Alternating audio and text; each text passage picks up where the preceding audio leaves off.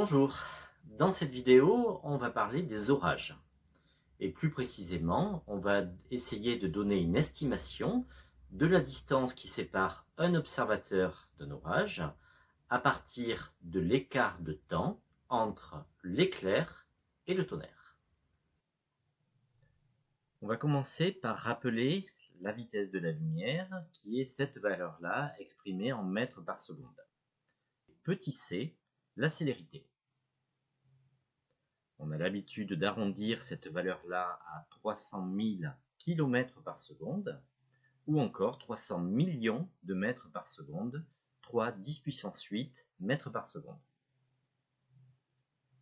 La vitesse du son à 15 degrés Celsius au niveau de la mer est 1224 km par heure. Nous allons commencer par convertir ces deux vitesses dans la même unité. Rappelons ici comment convertir des km/h en mètres par seconde ou inversement. Tout d'abord, 1 km/h représente 1000 mètres parcourus en 1 heure, c'est-à-dire en 3600 secondes. Donc 1 km/h est égal à 1000 sur 3600 mètres par seconde, c'est-à-dire 1 sur 3,6 mètres par seconde.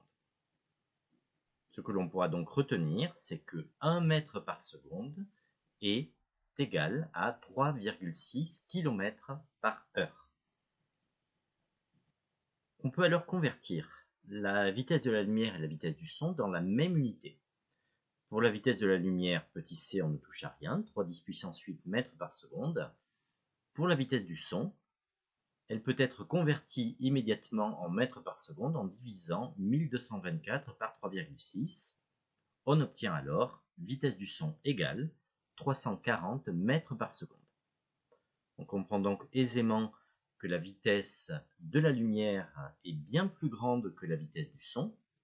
C'est ce rapport-là qui va nous permettre de trouver la distance à laquelle se trouve un orage. On va considérer à présent un orage et un observateur qui est situé à une distance d de l'orage. L'objectif ici est de donner une estimation de la distance d. L'orage se déclenche à l'instant t égale 0. L'éclair est alors observé par l'observateur à l'instant t1 qui vaut la distance d qui sépare l'observateur de l'orage divisé par la vitesse de la lumière petit c. Évidemment, t1 est très proche de 0 puisque c est une quantité qui est très grande. Le tonnerre, quant à lui, est entendu par l'observateur à l'instant t2 qui vaut la distance d divisé par la vitesse du son. C'est l'écart entre t1 et t2 qui va nous permettre de donner une estimation de la distance d. Définissons par ΔT la différence t2 moins t1, qui est l'écart entre le temps où l'observateur a vu l'éclair et le temps t2 où il a entendu le tonnerre. Donc ΔT est supposée être une quantité connue, en tout cas elle peut être mesurée d'un point de vue pratique. La différence ΔT vaut alors d sur Vs, vitesse du son, moins d sur C. Raisonnons par équivalence. En mettant d sur Vs en facteur, on obtient alors d sur Vs fois 1 moins Vs sur C. L'inconnu ici est d. Il s'agit d'une équation du premier degré que l'on peut résoudre sans difficulté et on obtient alors d égale Vs fois ΔT divisé par 1 moins Vs sur C. D est alors exprimé en fonction de quantités connues, la vitesse du son, la vitesse de la lumière et ΔT qui est mesuré par l'observateur.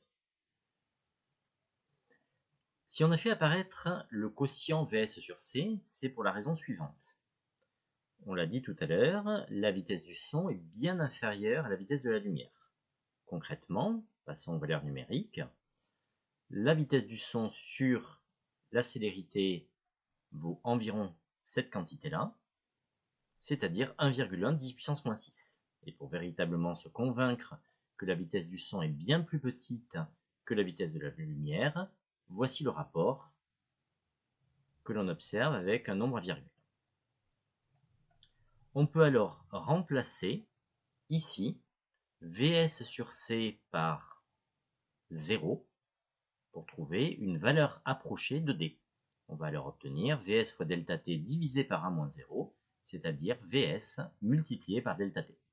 Donc voilà une bonne approximation de la distance D, c'est-à-dire la distance qui sépare l'observateur de l'orage en fonction de la vitesse du son et de delta T.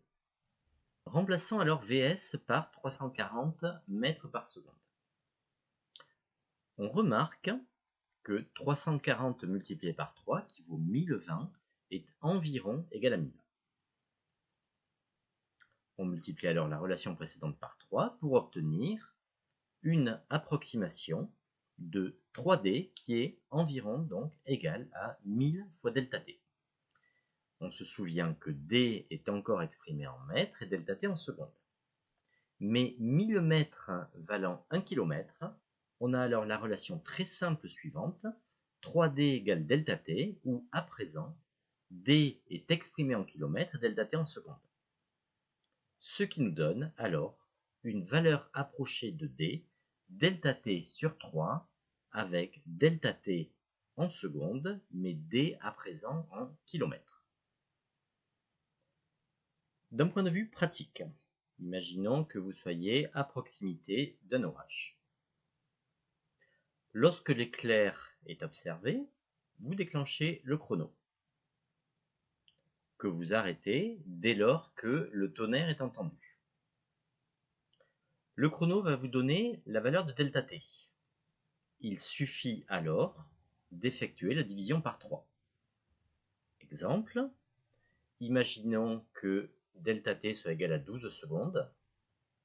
Eh bien, la distance qui vous sépare de l'orage est alors 12 divisé par 3, c'est-à-dire 4, exprimé en kilomètres. Voilà, la prochaine fois que vous verrez un orage, vous vous direz que les maths sont bien utiles dans la vie de tous les jours. La vidéo est terminée, à bientôt, au revoir.